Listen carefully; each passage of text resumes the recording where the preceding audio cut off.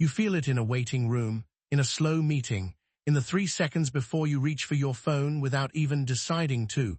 Boredom, you treat it like a glitch, something to eliminate the instant it appears. But the real answer is far stranger. Boredom is not a malfunction. It is one of the most important signals your brain ever sends you. For most of human history, there was nowhere to escape it. No screen, no endless feed, just a mind alone with itself, and that emptiness was doing something your ancestors needed. Psychologist Sandy Mann at the University of Central Lancashire studied boredom directly.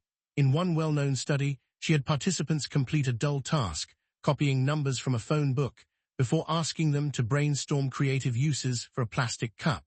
The bored group generated more original ideas than the control group. Boredom doesn't shut the mind down. It pushes it to wander, and that wandering is where new ideas come from. Your brain does not go quiet when you're bored. It goes somewhere else. Neuroscientist Marcus Rachel at Washington University discovered what's called the default mode network, a system of brain regions that activates specifically when you are not focused on an external task. When you're bored, this network lights up. It's responsible for self-reflection, memory consolidation, and imagining future scenarios. In other words, boredom is not empty time. It's the brain's maintenance mode, when it processes everything it didn't have time to process while you were busy. Without boredom, that processing never happens. This explains something strange about modern life. You have less idle time than almost any generation before you, yet more anxiety, more restlessness, more difficulty concentrating. Psychologist Mana Zomorodi has written extensively about what she calls the boredom deficit, the disappearance of unstructured mental downtime caused by constant access to phones. Every micro gap in the day, a red light, a line at the store, a pause in conversation, used to be filled with nothing. Now it's filled with a screen. The cost of eliminating boredom isn't comfort. It's the loss of exactly the mental space where insight used to form. Children show this most clearly. Developmental psychologist Teresa Belton has studied boredom in children, finding that kids allowed to be bored, without immediate entertainment offered to rescue them, develop stronger creative problem-solving skills over time. Boredom forces a child's mind to generate its own stimulation. Take that requirement away, and the muscle never develops.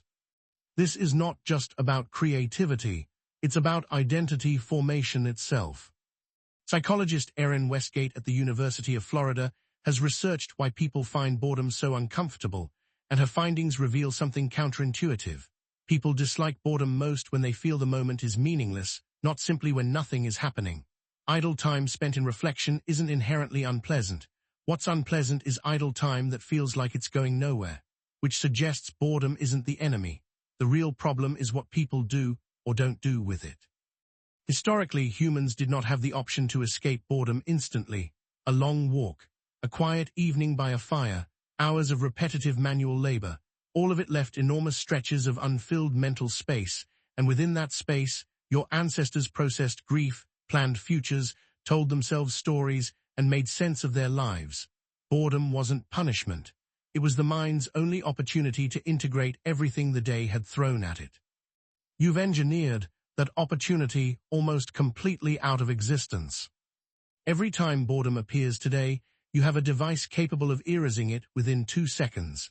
The discomfort never has time to do its job, because the job requires sitting in it long enough for your mind to start generating its own material.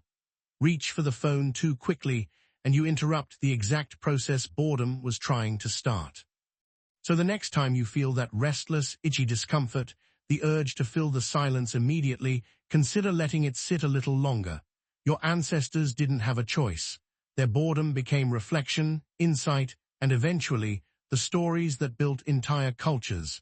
Yours could too, if you let it.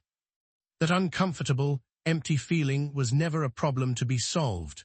It was your mind, finally given the room to think.